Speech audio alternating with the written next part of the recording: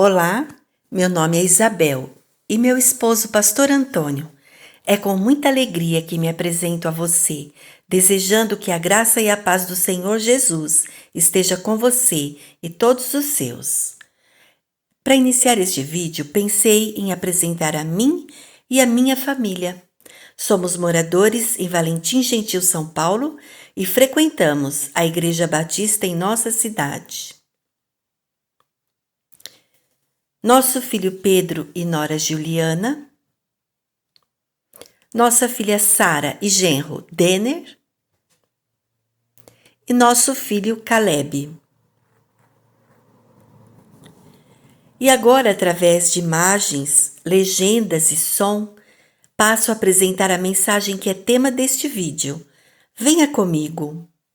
Baseado em Cantares de Salomão, capítulo 8, versos 8 a 10, a mulher muro, a mulher porta e os irmãos.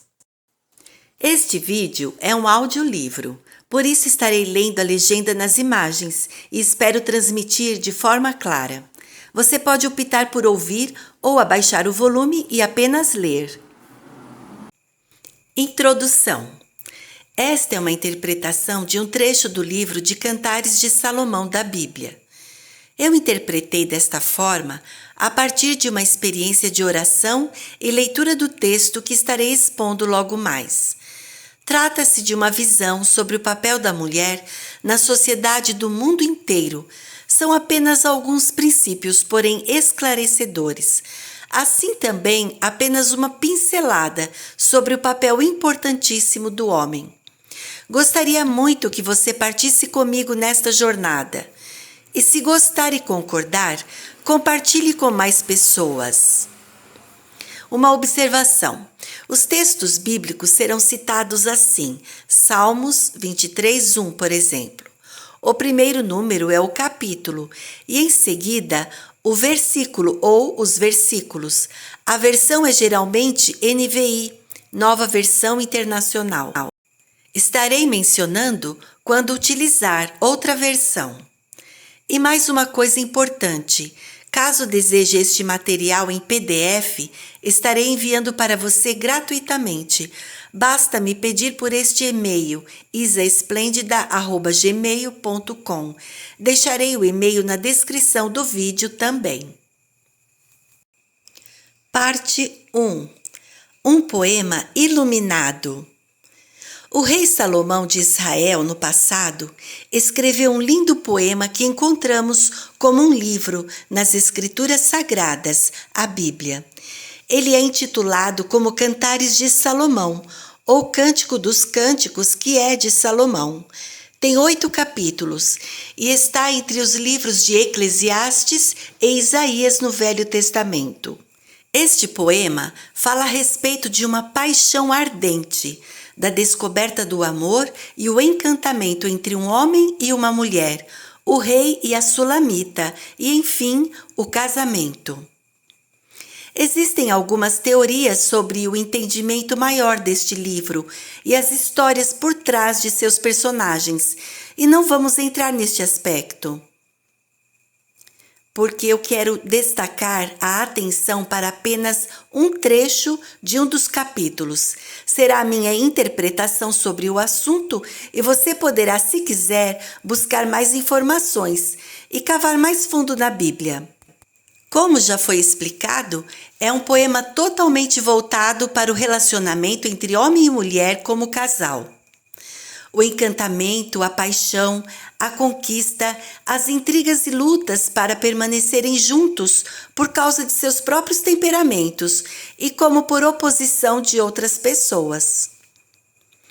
Mas contando também com o apoio e incentivo de amigos. É interessante que no pequeno trecho que vamos analisar, o relacionamento homem e mulher vai muito além destes detalhes mencionados e desponta para um conceito ideal de sociedade e família. Foi assim que eu fui levada a interpretar este tão pequeno e tão significativo trecho.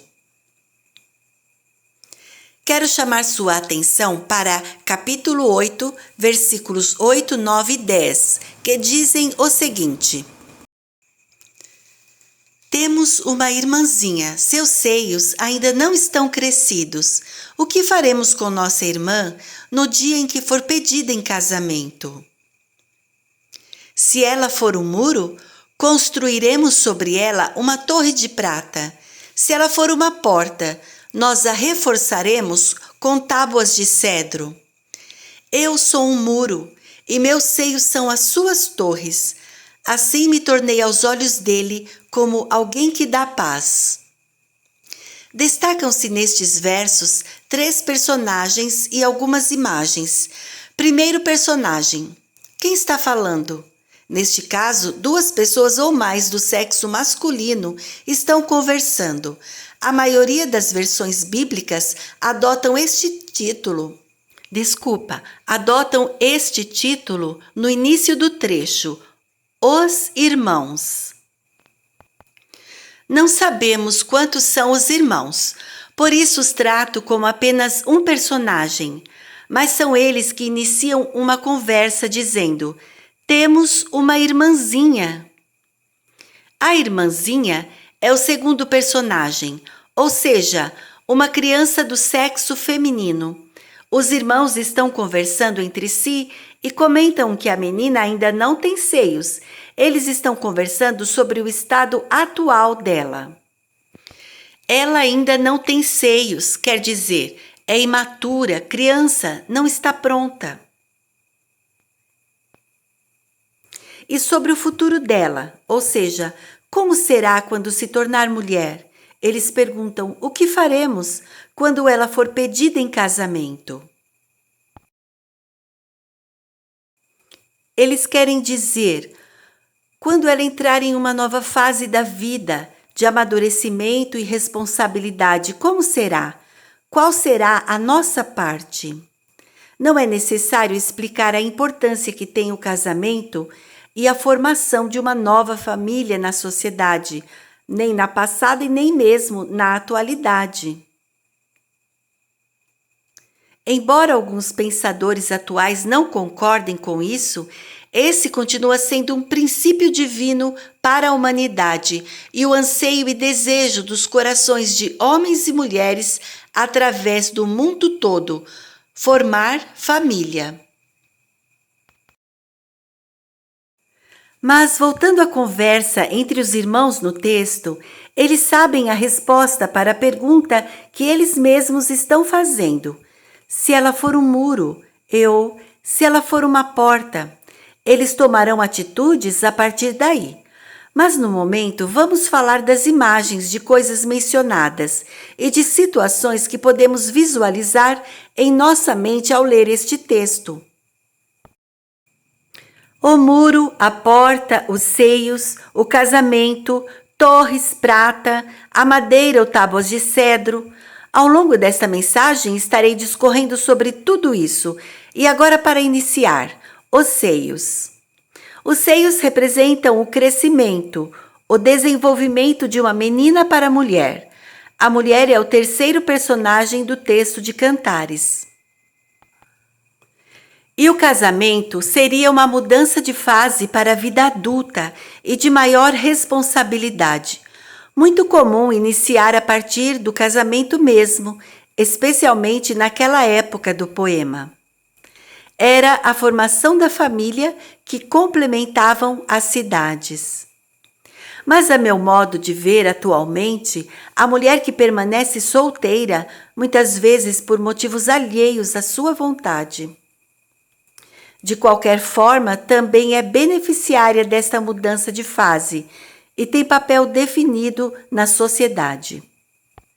O muro e a porta nos lembram construções, casas, apartamentos, quintais, prédios, condomínios, ginásios, palácios e tudo mais que pudermos lembrar neste momento. E apesar de serem simples objetos do nosso cotidiano, vai nos levar a uma interpretação profunda sobre este texto.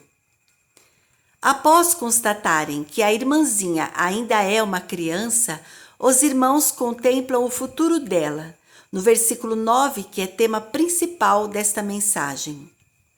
Em todo o texto, podemos distinguir o homem, a mulher e a criança.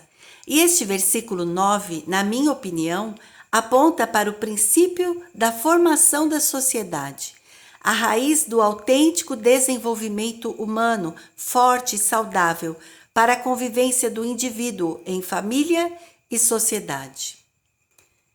Vamos ver então de que forma podemos provar isso dentro da palavra de Deus. Usaremos outros textos bíblicos que comprovam essa teoria. Vamos ler o texto principal então. Cantares 8:9. Se ela for um muro, construiremos sobre ela uma torre de prata. Se ela for uma porta, nós a reforçaremos com tábuas de cedro. Notamos que a menina está crescendo e eles deduzem que, ao desenvolver-se, ela mesma estará demonstrando sua característica predominante, um muro ou uma porta, e nisso eles não poderão interferir. Será algo de natureza particular, ficará implícito da identidade ou personalidade dela e levará o tempo necessário para se desenvolver e ficar explícito. Os irmãos demonstram estar fazendo um planejamento antecipado com respeito à próxima atitude que deverão tomar assim que se destacar naquela menina que deixou de ser criança para ser adulta, a sua própria identidade e personalidade característicos para o sexo feminino. Vemos que eles colocam apenas duas opções, se ela for um muro ou se ela for uma porta, e portanto eles aguardam para colocar em prática a providência que deverão tomar entre um caso ou outro. Vamos aprender o significado destas coisas, mas antes gostaria de salientar como existe nisso um princípio de amor e consideração, com total respeito pela identidade própria de cada mulher. Os irmãos aguardarão o desabrochar da natureza feminina naquela garota e acatarão o resultado para tomar outras providências. Um parêntese aqui. A princípio, achei estranho que mulheres sejam comparadas a muros e portas, ainda mais em um poema de amor. Foi isso que aguçou a minha curiosidade. Fiquei, digamos assim, contrariada. Afinal, nós mulheres, em nosso contexto, preferimos ser comparadas a outras coisas. Por exemplo, avião ou violão, ou ainda preferimos ser chamadas por nomes de flores ou pedras preciosas, ou algo mais forte como leoas, princesas, guerreiras, não é verdade? Mas você verá como esta comparação teve e tem tudo a ver com o instinto e a identidade feminina que Deus deu à mulher. Acredito que a nossa preferência feminina por esse tipo de elogios que mencionei anteriormente está ligado a uma cultura que apenas espera que a mulher cumpra seus papéis. O de sensualidade para provocar paixões, o da beleza como troféu de exibição e muita força para carregar e resolver problemas, muitas vezes sozinha. Parte 2. Se ela for um muro, se ela for uma porta. O que representa um muro para nós? Representa segurança, limite, paisagismo? E uma porta? Privacidade, segurança, proibição, bloqueio? Sim, para mim tem esses significados e você pode estar lembrando de mais significados agora. Mas precisamos nos remeter àquela época, a época em que foi escrito este poema, o que significava para aquela sociedade os muros e portas. Há quase 1000 anos antes de Cristo, e para os contemporâneos do rei Salomão, havia um significado. Não é um estudo exaustivo. Me faltaria capacitação, mas apenas alguns detalhes para compreender da maneira como interpretei. Vou apresentar alguns versículos e narrações de histórias bíblicas que comprovam o que eu quero dizer. A Bíblia nos relata muitas histórias sobre o surgimento de nações e reinos, suas conquistas e suas derrotas, e tudo isso se passa em cidades. As cidades naquele tempo deveriam ser muradas em todo o seu contorno e ter algumas passagens através destes muros, que são as portas que podiam ser trancadas durante a noite. Os condomínios fechados de nossa época são uma boa representação em miniatura disto. Uma cidade próspera, segura e progressista precisava, antes de tudo, ter este tipo de organização. Seus muros e portas asseguravam a tranquilidade, a privacidade, a segurança e a seletividade. Este era o contexto vivido na época deste poema. Isto não significa que não havia vida fora de seus muros e portas. Havia sim plantações, colheitas, pastoreio de rebanhos, caravanas de viajantes. Porém, à noite, todos que pudessem voltavam para dentro de seus muros, onde as portas eram trancadas. Pelo menos este era o padrão para algumas cidades importantes.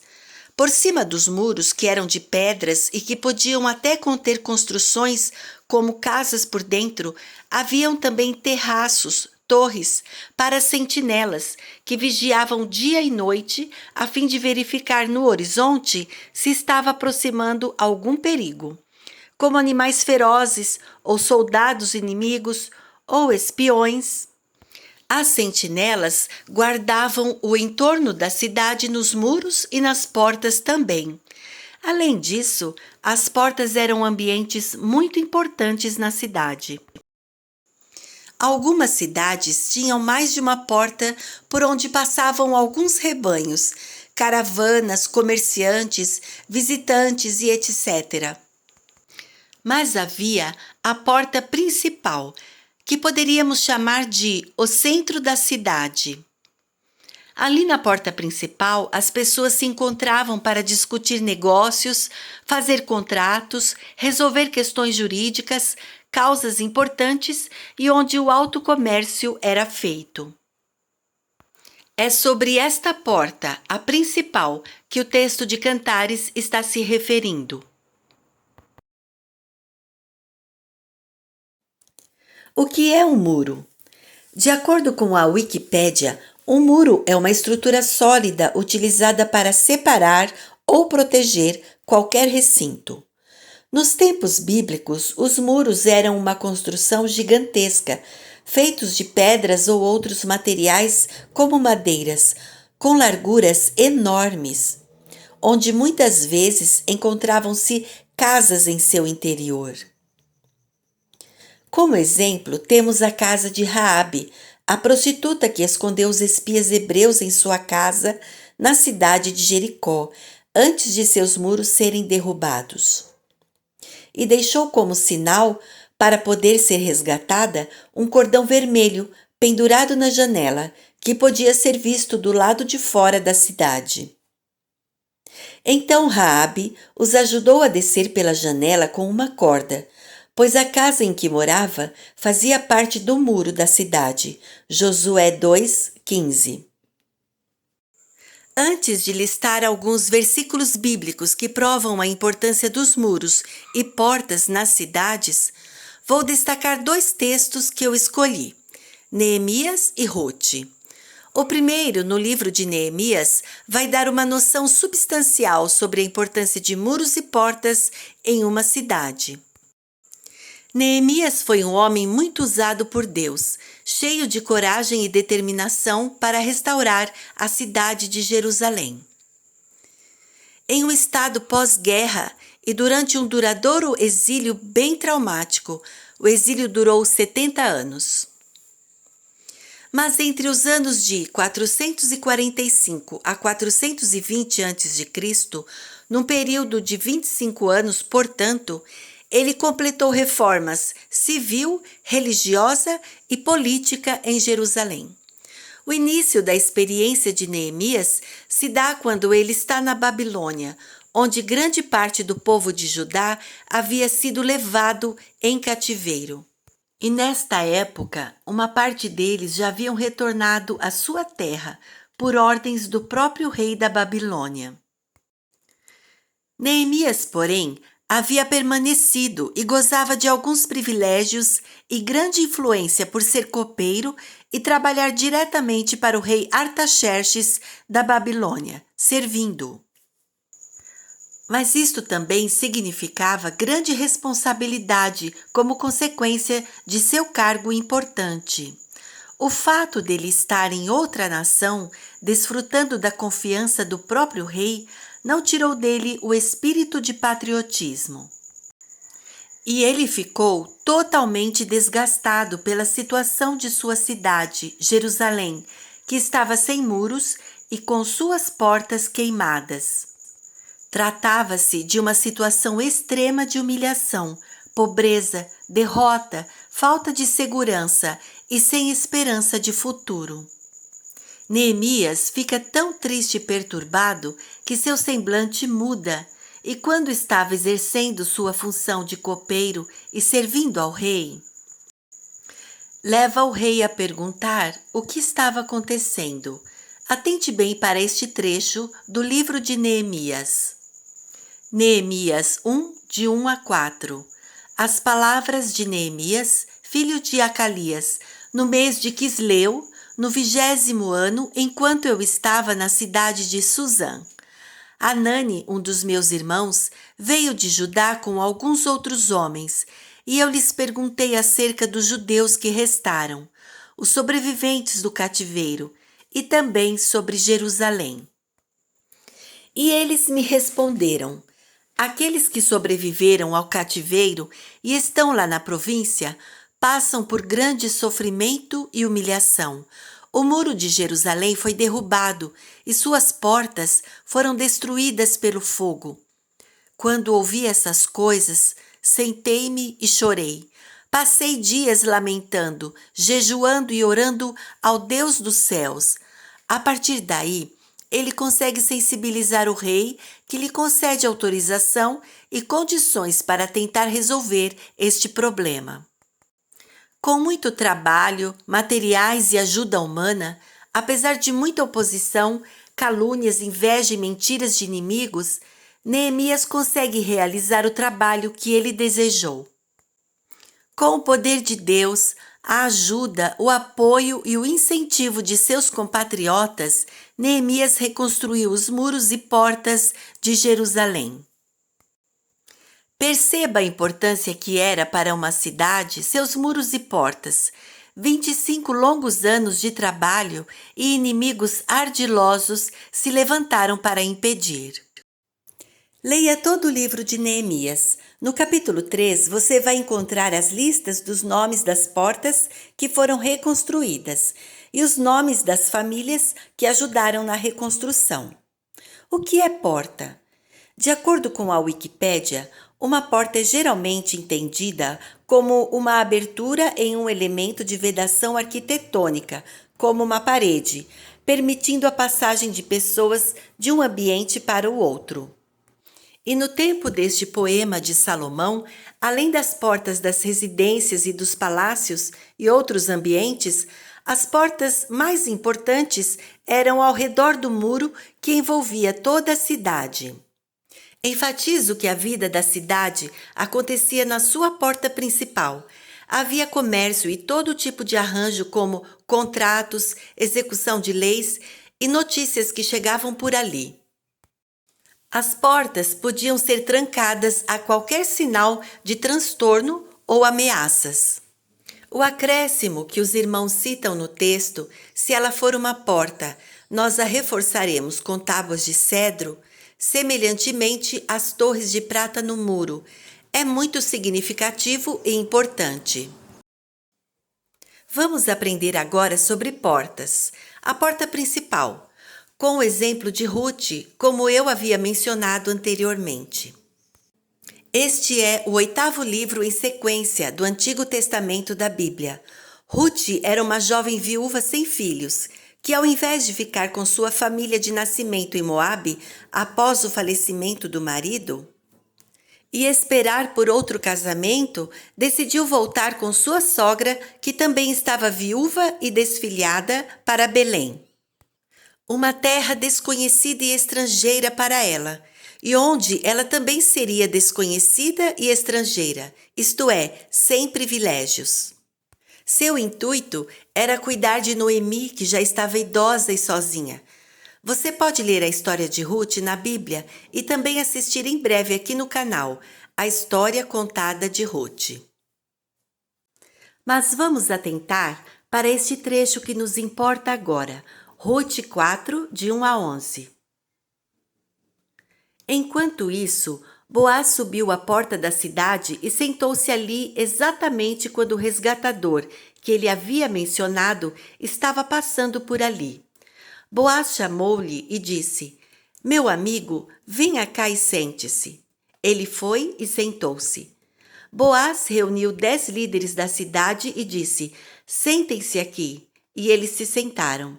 Depois disse ao resgatador: "Noemi, que voltou de Moabe, está vendendo o pedaço de terra que pertencia ao nosso irmão Elimeleque." Pensei que devia trazer o assunto para sua consideração e sugerir-lhe que o adquira, na presença destes que aqui estão sentados e na presença dos líderes do meu povo. Se quer resgatar esta propriedade, resgate-a. Se não, diga-me, para que eu o saiba. Pois ninguém tem esse direito a não ser você, e depois eu.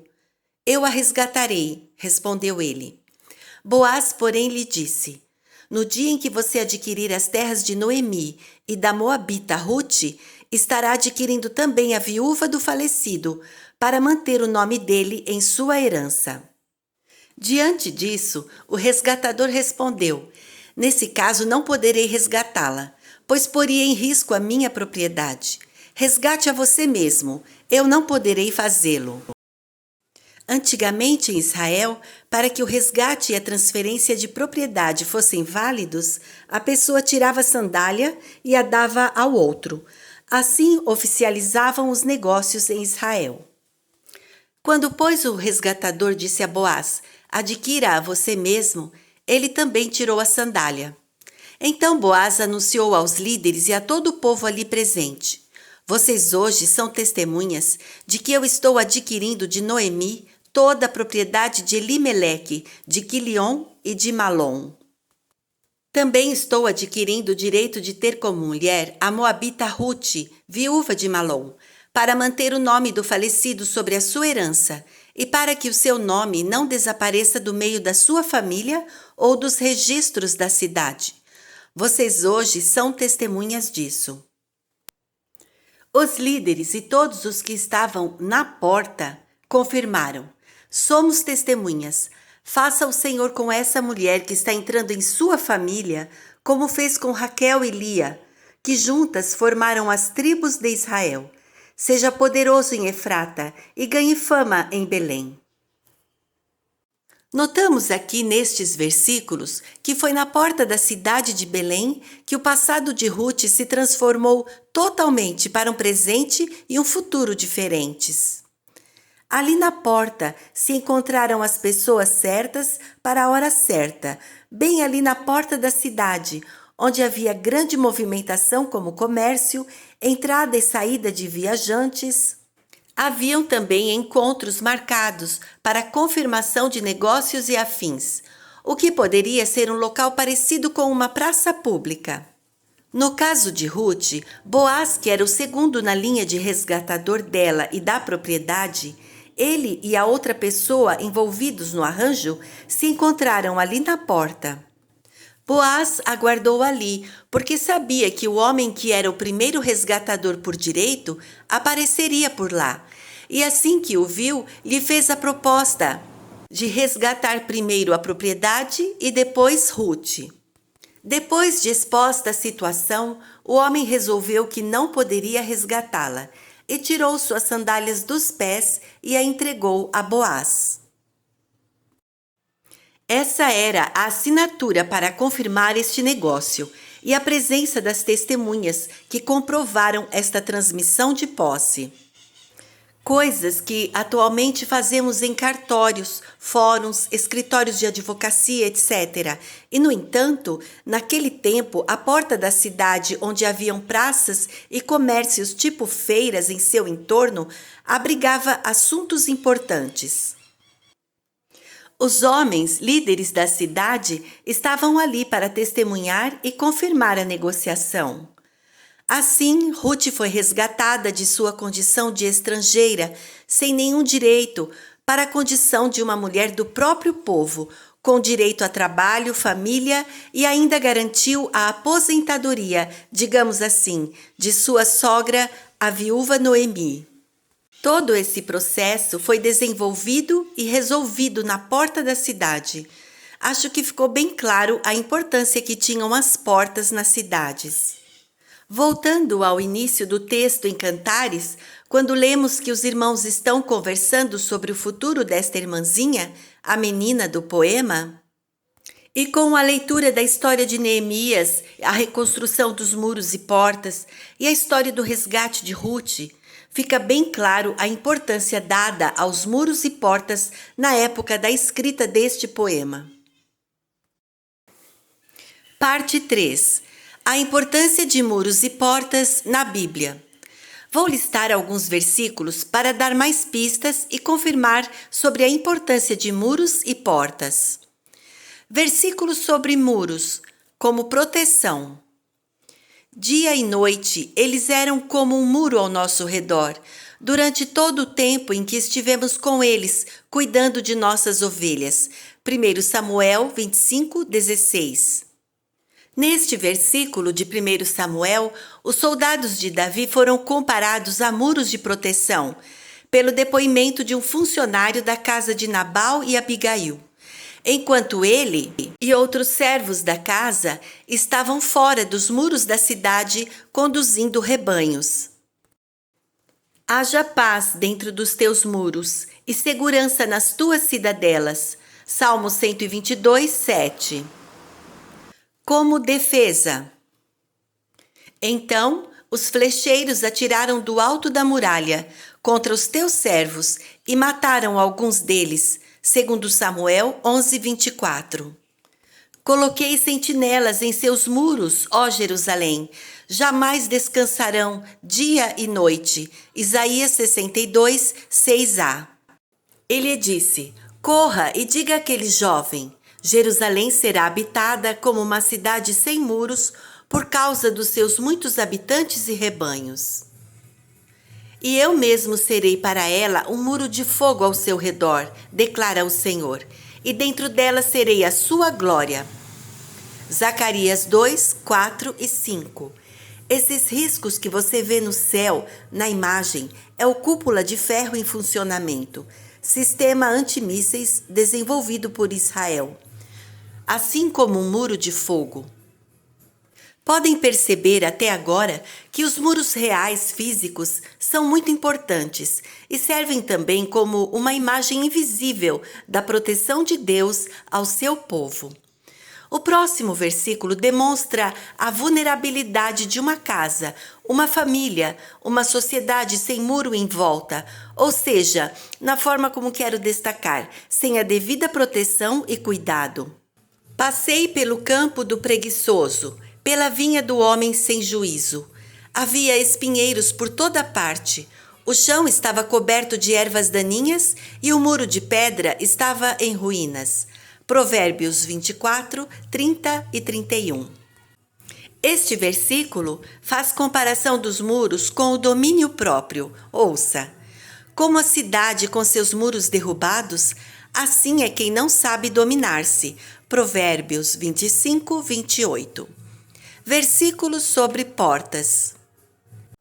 Ao lado das portas, a entrada da cidade, portas adentro, ela, a sabedoria, clama em alta voz. Provérbios 8, 3. Isso quer dizer que havia busca por resoluções de problemas naquele lugar. Nossos pés já se encontram dentro de suas portas, ó Jerusalém. Lá estão os tribunais de justiça, os tribunais da casa real de Davi. Salmos 122, 2 e 5. A respeito do marido da mulher virtuosa de Provérbios 31, verso 23. Seu marido é respeitado na porta da cidade, onde toma assento entre as autoridades da sua terra. Como você pode perceber, os muros e portas eram a vida de uma cidade. Tudo girava em torno dessa importante construção, muros e portas, onde se empreendia primeiramente a paz, tranquilidade, segurança, organização e prosperidade, e também onde a habilidade das pessoas se desenvolvem. Por isto, podemos esperar um grande movimento neste lugar. O personagem principal do livro de Jó, o próprio Jó, nos dá uma lista de frequentadores da porta das cidades, jovens, idosos, líderes e nobres que o respeitavam. Como tenho saudade dos meses que se passaram, dos dias em que Deus cuidava de mim, quando eu ia à porta da cidade e tomava assento na praça pública. Quando ao me verem, os jovens saíam do caminho e os idosos ficavam de pé. Os líderes se abstinham de falar e com a mão cobriam a boca. As vozes dos nobres silenciavam e suas línguas colavam-se ao céu da boca. Jó 29, 2, 7 a 10. Nas portas das cidades, as pessoas passavam a maior parte de suas vidas, e é onde os viajantes desejavam encontrar boas-vindas e apoio. Quando as cidades eram atacadas por invasores e inimigos, geralmente seus muros e portas eram cercados por fora, evitando que houvesse o trânsito de pessoas, animais e comércio. Assim começava a faltar comida, e a cidade poderia ser invadida por causa da debilidade de seu exército e de seus habitantes. Isso quer dizer que, através dos muros, se desenvolviam estratégias de combates e de defesa. Existiam sociedades que viviam sem muros e portas, como os nômades, mas entendemos que suas regras, seu modo de vida, eram como muros e portas invisíveis que permitiram preservar sua linhagem por muito tempo. Não poderia deixar de expor alguns versículos que tratam de muros e portas para o futuro.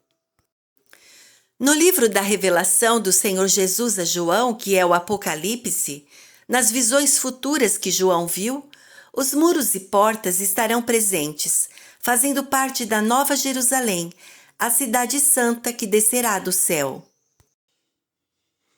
Um dos 7 anjos, que tinham as 7 taças cheias das últimas 7 pragas, aproximou-se e me disse: Venha, eu lhe mostrarei a noiva, a esposa do Cordeiro. Ele me levou no espírito a um grande e alto monte e mostrou-me a cidade santa, Jerusalém, que descia do céu da parte de Deus. Ela resplandecia com a glória de Deus, e o seu brilho era como de uma joia muito preciosa, como jaspe, clara como cristal. Tinha uma grande e alta muralha, com 12 portas, e 12 anjos junto às portas. Nas portas estavam escritos os nomes das 12 tribos de Israel. Apocalipse 21, 9 a 12. Parte 4. A mulher muro e a mulher porta em nosso contexto. Bem, agora que você já sabe a importância de muros e portas nas sociedades passadas, percebe que na nossa sociedade atual não existe tanta diferença nos quesitos de segurança e privacidade. Em alguns locais do planeta, podemos dispor de tecnologias muito modernas para nos guardar e proteger. Contudo, os muros e portas não são desprezados e fazem parte deste arsenal. Assim como em nossas casas, nós somente permitimos a entrada de pessoas conhecidas e autorizadas. Além disso, nos certificamos de que as portas, portões estejam bem fechados. E quem possui liga a cerca elétrica no muro ou o alarme antes de repousar à noite, não é mesmo? Mas quero compartilhar com você o que imaginei na leitura do texto de Cantares. Me lembro bem daquele dia. Cheguei em minha casa à tarde e me sentei no sofá. Estava angustiada com algum problema, não me lembro qual. Peguei a Bíblia em minhas mãos para ler, aleatoriamente, e abri na página de Cantares, onde tem esse trecho, e perguntei a Deus: mas o que significa isso? E o Espírito Santo imediatamente me respondeu, me fazendo lembrar como eram as cidades nos tempos bíblicos. A partir daí, eu passei a me debruçar sobre o assunto e escrevi vários manuscritos, até chegar a este aqui. Voltando ao texto bíblico de Cantares, onde os irmãos estavam acompanhando o crescimento da menina e sabiam da importância dela na sociedade. Eles sabiam que ela teria um papel importante a desempenhar, teria sua própria identidade e liberdade para atuar, e o que a levaria à proteção, organização e criatividade para a execução de suas tarefas. Por isso, eles dizem: temos uma irmãzinha, seus seios ainda não estão crescidos. O que faremos com nossa irmã no dia em que for pedida em casamento? Se ela for um muro, se ela for uma porta. Cantares 8:9. Perceba que no versículo 10 aparece a mulher do texto, outra personagem, que diz: eu sou um muro. Ela já sabe quem é. Ela enfatiza que o amado dela sente paz a seu respeito. Quer dizer que ele confia nela. Eu sou um muro e meus seios são as suas torres. Assim me tornei aos olhos dele como alguém que dá paz. Cantares 8:10. O texto bíblico é um poema romântico que usa muita linguagem figurada. Quero voltar a enfatizar que, no meu entendimento deste texto, Cantares 8:8-10, ele deseja citar os passos de como organizar família e sociedade, dando prioridade ao bem-estar de cada indivíduo, trabalhar em equipe. A família é a primeira equipe, almejar o progresso e a construção uns dos outros. Os irmãos entendem que a mulher tem seu papel fundamental e não vão perder a oportunidade de dar todo o respaldo necessário, usando sua força e inteligência para abrir caminho e cooperar para o bom andamento do processo, onde cada mulher demonstra sua essência, seja muro ou porta. Parte 5. O trabalho dos irmãos no muro e na porta. Quem são os irmãos? Se ela for um muro, construiremos sobre ela uma torre de prata. Eles teriam que fazer acréscimos e reforços nas construções dos muros e portas. Confesso que durante muitos anos eu imaginei que este trabalho era realizado por anjos. Na minha mente, eu não imaginava outra forma da mulher receber ajuda, apoio, a não ser através de anjos. Certamente os anjos são nossos ajudadores e Deus os envia para ministrar a nós e em nossas necessidades. Os anjos não são todos eles espíritos ministradores enviados para servir aqueles que hão de herdar a salvação? Hebreus 1:4. O que não é privilégio só das mulheres, mas sim de todo o povo de Deus que confessa Jesus Cristo e para todos a quem Deus ordenar. Nós não podemos dar ordens a anjos e nem orar diretamente para eles, mas na permissão de Deus podemos receber a ajuda deles, assim eu creio. Mas, voltando ao texto de Cantares 8, no título Os Irmãos, e o desenrolar da conversa entre eles nos remetem ao papel dos homens como base da sociedade. Os homens como autoridades, onde devem, como guerreiros e conquistadores, proteger, preparar o caminho para as mulheres desempenharem seus papéis. Protegendo e defendendo as crianças, como eles estavam atentos à irmãzinha, não como serviçais das mulheres, e sim como responsáveis, deixados por Deus para preservar as vidas todas e as famílias e garantir a continuidade de uma sociedade saudável e altruísta. Explorando mais o texto de Cantares, percebemos que haveria de acontecer uma complementação no muro, como torres de prata. Se ela for um muro, construiremos sobre ela uma torre de prata. Cantares 8, 9a. Seria a melhoria. As torres no muro é a coroação da construção. Ela é mais elevada que o muro e considerada uma fortaleza, assim como o próprio muro, no sentido de garantir segurança e apoio. No contexto da época, do alto das torres, é possível enxergar ao longe a aproximação de pessoas, caravanas, até inimigos ou animais selvagens. E, sob qualquer dúvida, podem ser enviados soldados para avaliar as intenções de desconhecidos que se aproximam. Além disso, em tempos de guerra, as torres garantiam a segurança para a família real, as crianças, os doentes e os idosos, enquanto a batalha não terminava. Haviam também emboscadas para os inimigos dentro das torres. Imaginemos uma mulher que, figuradamente, tem a essência de um muro, como protetora, cuidadora. Com a construção da torre, seu potencial se expandirá. Além do que, ela poderá perceber e resolver problemas que estão ainda se formando, tudo pelo bem de sua família e sociedade, assim como as sentinelas que eram colocados nas torres para vigiar. Se uma mulher percebe que inimigos desejam entrar em sua vida familiar e lhe causar prejuízo, poderá iniciar providências para impedi-los ou amenizar o prejuízo.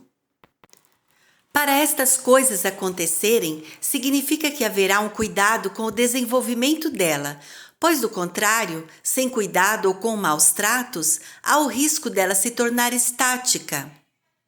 Ou então como um radar descontrolado, enxergando perigos em toda parte. A intenção do trabalho do homem na sociedade é dar o apoio que o outro ser humano precisa para desenvolver.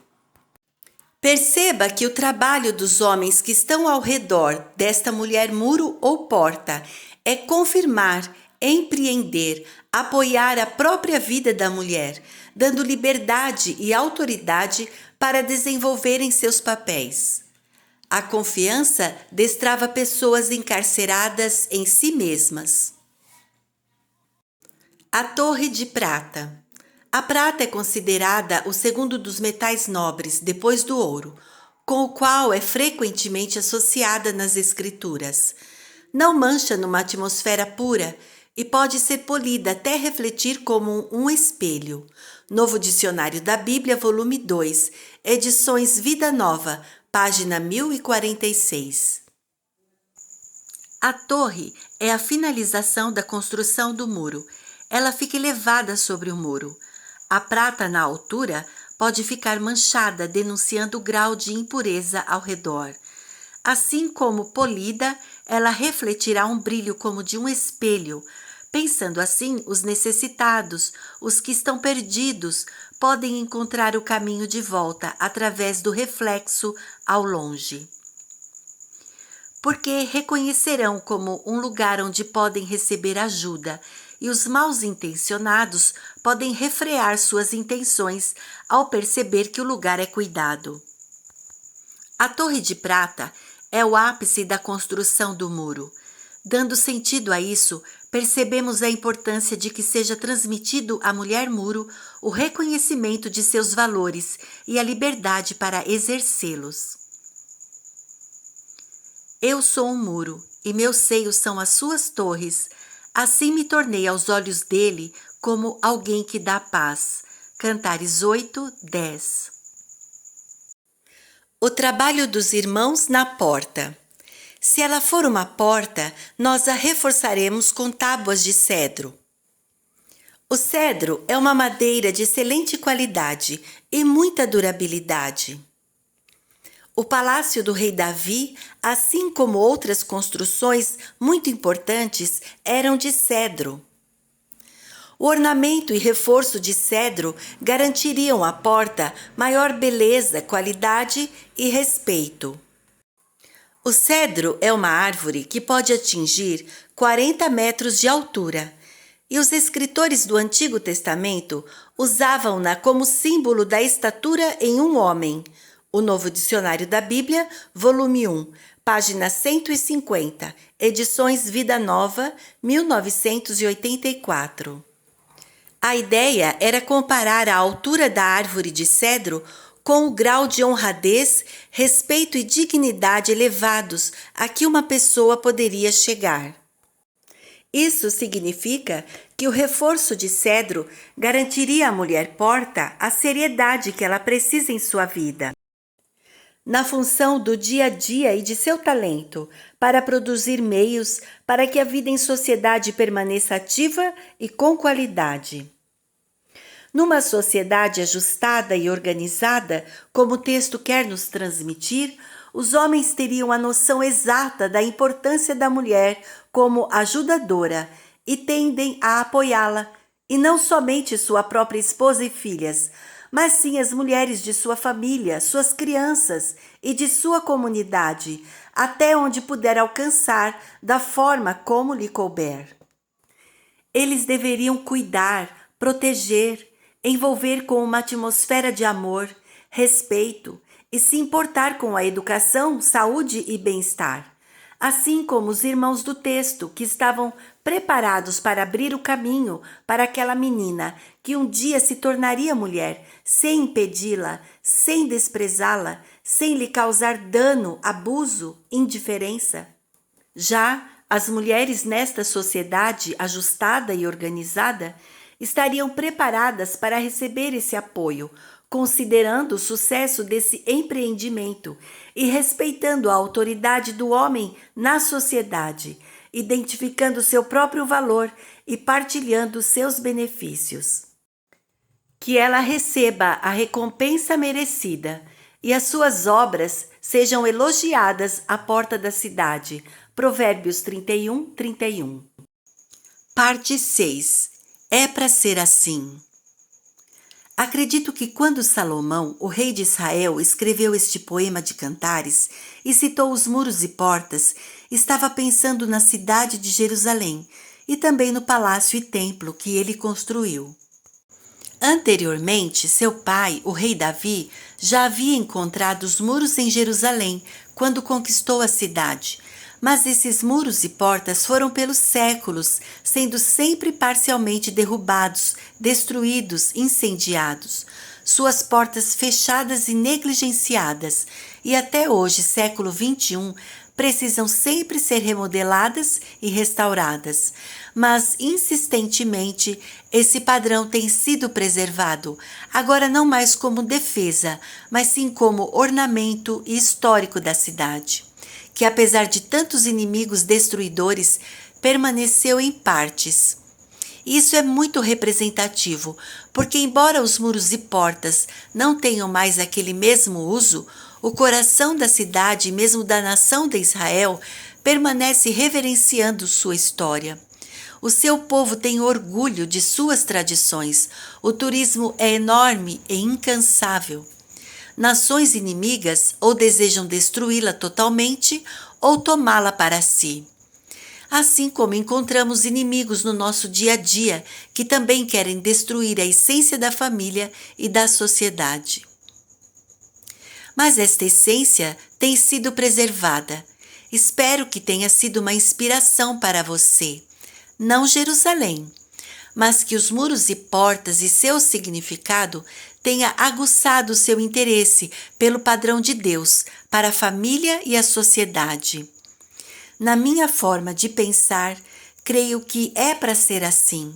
Quero dizer, esses papéis dados aos homens e mulheres devem ser constantemente reconquistados, reparados com manutenção diária para não ser negligenciado, por causa de nossas próprias falhas e por forças externas que querem corromper os nossos pensamentos. Já que o que temos visto é uma busca frenética por outros caminhos que tem provado dia a dia que não vai dar certo, pois temos colhido sofrimentos, desgostos, fracassos e tragédias. Haja visto o machismo e o feminismo, que não conseguem estabilizar a sociedade.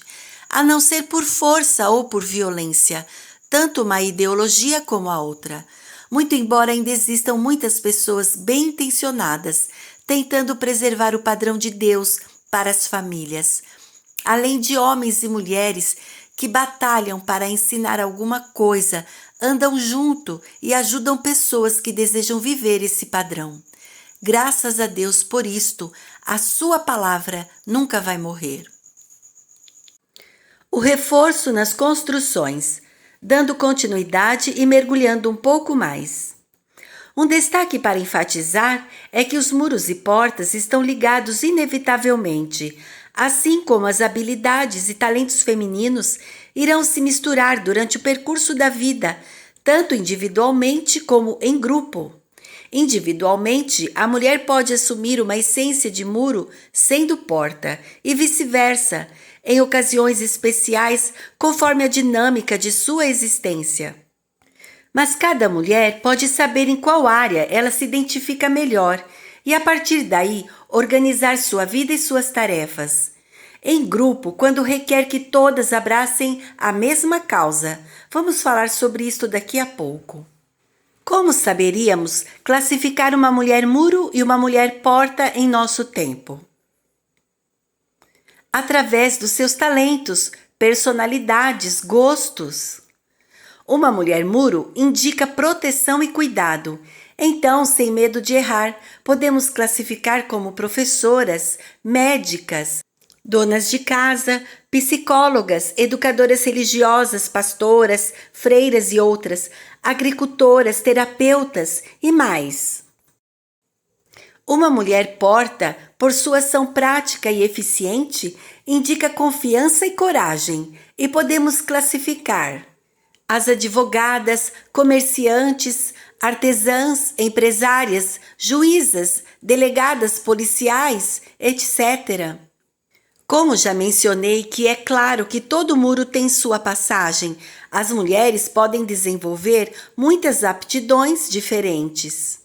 Trabalhar e demonstrar talento em áreas diferentes, porém haverá aquela disposição que mais fará diferença no seu estilo de vida e trará o equilíbrio que a sociedade necessita em sua época. E ainda, os muros e portas estão ligados na construção. Em uma casa, as portas estão escoradas em paredes. Não faz sentido construir um e não providenciar o outro. Um vai sempre depender do outro, se realmente esperamos perfeição na obra. Da mesma forma que muros e portas estão ligados, as mulheres deveriam trabalhar unidas, o trabalho em grupo, em equipe, pelo bem de suas famílias e comunidades, apreciando e ou respeitando as virtudes umas das outras, sem aquela competitividade acirrada e com boicotes para que o plano de outra não dê certo. Isto é muito triste e destrutivo, mas é muito, muito comum, infelizmente. Se os muros não forem preservados, as portas ficarão escoradas até quando? Se não houverem portas, os muros não terão serventia da mesma forma. Mas se eles estiverem prontos, em perfeito funcionamento, não haverá limites para a sua serventia. Parte 7. Como identificar o ser da mulher muro e da mulher porta? Quero clarear mais esta interpretação que foi feita até aqui, partindo do princípio de que cada mulher pode ter sua própria identidade, e isto dentro de seu ser de muro ou de seu ser de porta. Mas como distingui-la? Não é difícil identificar. Volto a dizer que estou me baseando em uma interpretação pessoal sobre o assunto. Antes de dar 2 exemplos bíblicos, quero salientar que essas características podem ser percebidas na personalidade da mulher e por ela mesma, e ao longo da vida, conforme ela encontra liberdade e autenticidade, algumas características vão se destacar mais. Mas estarão sempre juntas, assim como muros e portas estão grudados um no outro. Vamos lá então. Exemplo de mulher muro na Bíblia, Esther. Esther, uma rainha que em tempos de crise se cercou de cuidados. Esther usou o jejum e a oração, convocando também aos próximos dela e ao seu povo. Esther 4, 15 e 16. Esther sempre observava a condição de Mardoqueu, não o abandonou. Nós temos uma história e não um passado. Esther 4, 1 a 5. Esther fez uma denúncia grave ao rei, mas antes cercou-se de cuidados. O rei era um homem excêntrico e ela precisava denunciar um de seus melhores amigos, talvez o melhor.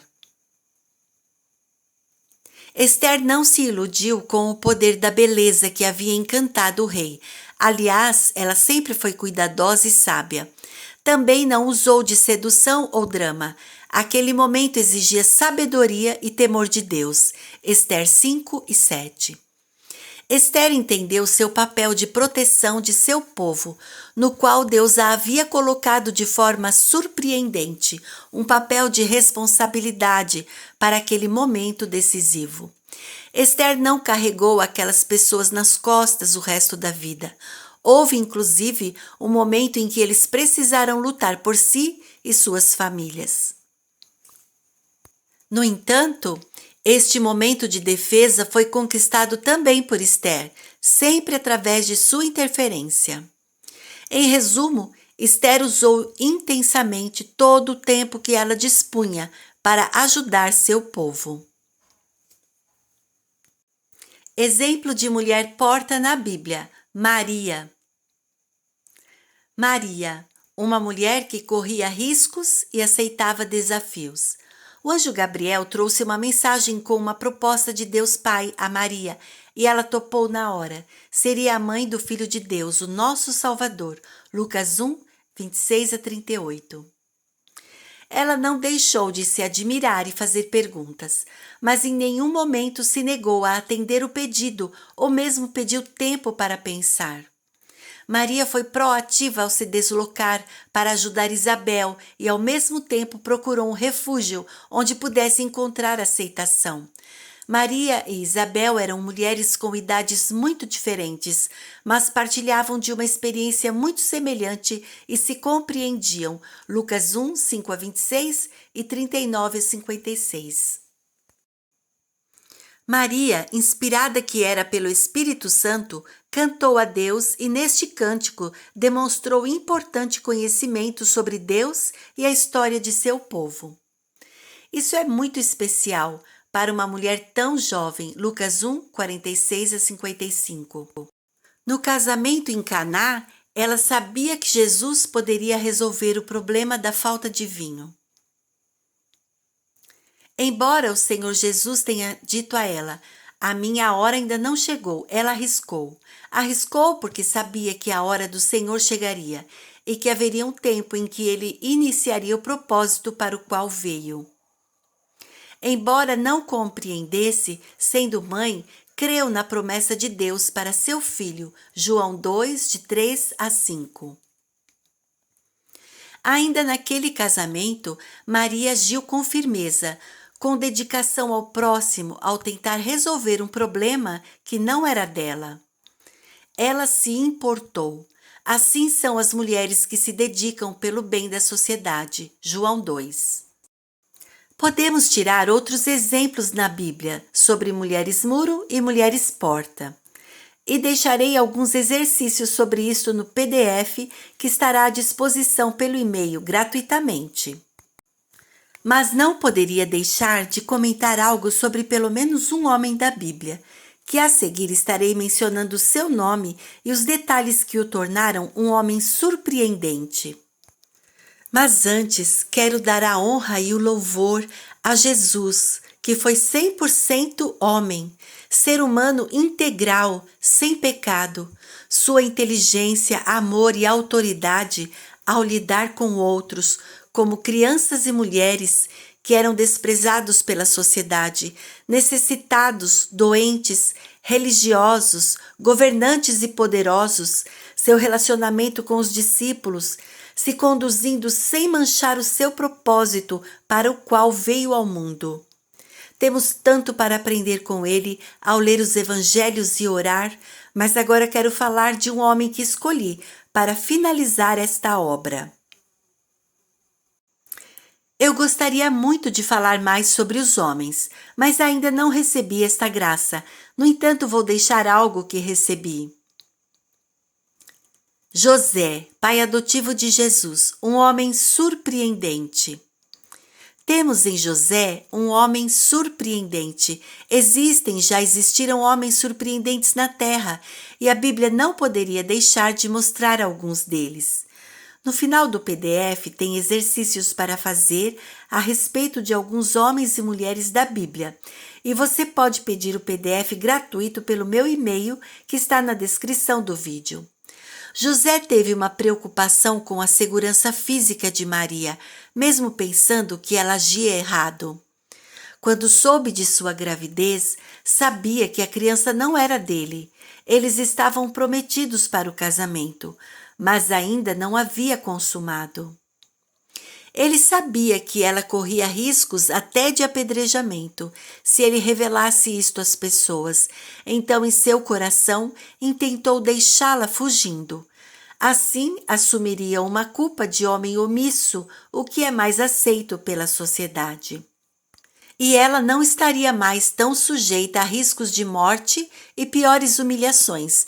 Mas assim que ele foi avisado em sonho por um anjo, creu imediatamente, sinal de que andava com Deus, e assumiu Maria como esposa e a criança como seu filho. Mateus 1, 18 a 25. Interrompeu sua vida, seus projetos, tendo que recomeçar por pelo menos 3 vezes, sendo eles pobres. 1. Assumiu Maria e sua gravidez. 2. Fugiu com a criança e a mãe para o Egito, quando um anjo o avisou em sonho novamente sobre Herodes. 3. Voltou para a Judéia e, com medo de expor o filho, se fixou em Nazaré. Mateus 2. Quando tudo se acalmou, levava a família todos os anos para a festa da Páscoa em Jerusalém. José e Maria, sem dúvida, desenvolveram um trabalho em equipe no propósito de seu casamento e de criar e educar Jesus. Quando Jesus, aos 12 anos de idade, não foi encontrado entre os amigos e parentes no retorno da festa da Páscoa, o casal procurou o filho até reencontrá-lo no templo em Jerusalém por 3 dias. Naquela ocasião, Jesus disse que preferia estar na casa de seu pai ou cuidar dos negócios de seu pai, Deus. José e Maria agiram com firmeza, continuaram a educá-lo e José ensinou-lhe a profissão de carpinteiro. Lucas 2, 40 a 52. José, sem compreender totalmente o propósito, assumiu como filho Jesus. Fez o que podia e devia para torná-lo um homem de bem. Que homem extraordinário, imperfeito como todos nós, porém tão firme e simples. Certamente tem um lugar de honra entre os heróis da fé. Final. Em resumo, homens e mulheres foram criados por Deus com muitas diferenças para exercerem papéis diferentes. Porém, independente de união conjugal, eles não podem viver sem o outro. Uma sociedade só de homens ou só de mulheres se extinguiria rapidamente.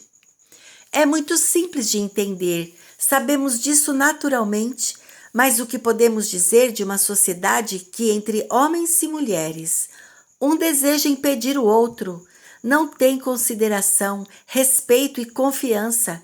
Nunca se ouviu falar tanto sobre homicídios entre cônjuges. Será que estamos caminhando para um final mais doloroso ainda? Não podemos deixar acontecer isto. Malaquias 4, 5 e 6 diz assim: Vejam, eu enviarei a vocês o profeta Elias antes do grande e terrível dia do Senhor. Ele fará com que os corações dos pais se voltem para seus filhos e o coração dos filhos para seus pais.